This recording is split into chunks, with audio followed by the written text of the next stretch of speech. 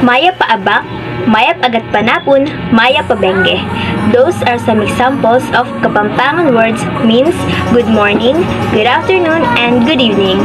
First and foremost, Kapampangan people live mainly in the province of Pampanga, located in the central Luzon region. Kapampangan is an Austronesian language and one of the 8 major languages of the Philippines. Now, let's move on and tackle all about the foods, culture, language, tourist spots, and history of Kapampangan. When it comes to foods, several locations have famous foods that they are proud of among tourists, but Kapampangan cuisine was clearly distinct from that of other groups in the Philippines. In dishes, this is the most famous Kapampangan sisig that made of chopped pig's head fat mixed with chicken liver. This is the most Kapampangan dessert, tibok-tibok that made of fresh Cabao's milk and latik. And the second famous dessert is kabikting sa lolo, pastillas de leche as one of the ingredients that making it different from others. Sisig, tibok-tibok, and the halo-halo of Kapampangan that tourists should try when visiting the place. Marriage and courtship are two different types of relationship in Pampanga. The pamanhikan is now the only common type of courtship, in which the male goes to the girl's residence with her parents' permission. The marriage ceremony is scheduled once the boy and girl have reached an agreement. Kapampangans are well known for their love of food. However, Pampanga has colorful festivals that reflect its rich culture and unique native traditions. Kapampangans are proud of who they are, and these festivals demonstrate their contentment at home. Each province has its own festival. You know what? Aside from site attractions, do you know what is the most exciting things to do in Pampanga?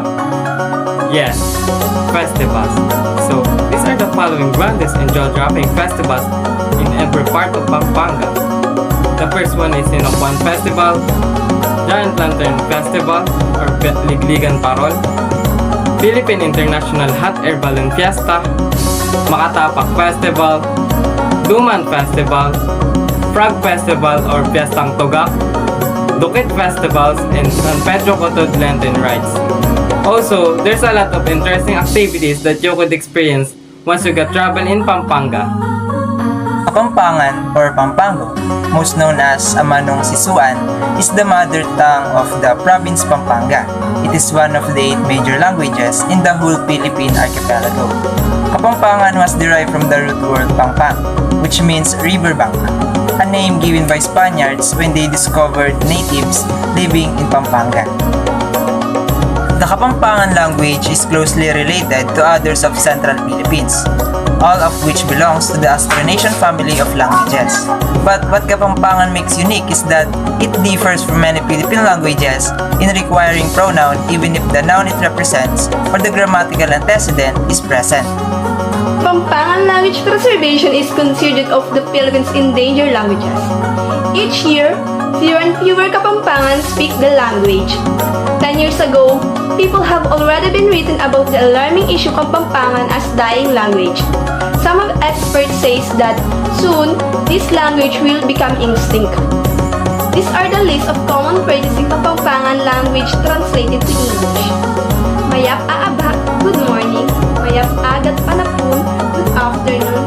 Mikit tanak keng tutuki, see you next time. Kamusta na ka? How are you? Pasilisay na kuman, I am fine. Mekani tuki ka mamasyal ta Pampanga means come join me, let's travel Pampanga. Pampanga's tourist attractions are among the most exciting places and events in the Philippines. Pampanga has a lot of great places to visit. From the popular to the hidden places in Pampanga, you never run out of spots to go to. One of the most popular Pampanga's tourist attractions is the Mount Pinatubo. For the adventurous souls, trekking to Mount Pinatubo is a must-experience adventure. Often called the beautiful disaster, what makes this trip even better is that you can interact with one of the oldest indigenous tribes in the Philippines, the Aitas, and experience their culture. Are you craving for some adrenaline rush? Then visit this awesome Pampanga tourist spot in Porac. Sunbax is popular for the youngsters as the place is full of recreational activities that barkadas, families, and even employees on team building can enjoy. This is where Asia's first roller coaster, zipline, and the tallest giant swing in the Philippines are located. Other fun outdoor activities and sandbox include archery, all-terrain vehicle, or utility task vehicle driving.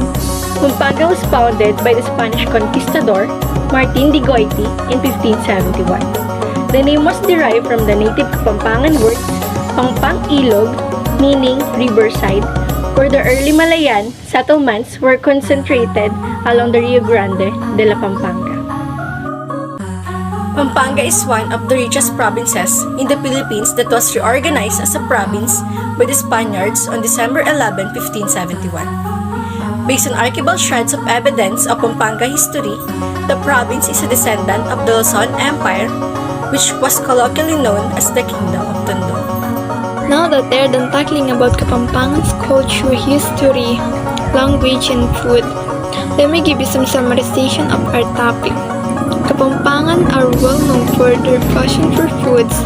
Also, Pampanga has a colorful festivities that reflect its culture and native tradition. I searched some things about Kapampangan, like Kapampangans talk love when they are together, they are risk-takers. They love cooking, and they get offended when they are called Dugong Aso. They are notorious bashers, and they are deeply religious, and many more. That's all everyone. Dakal salamat.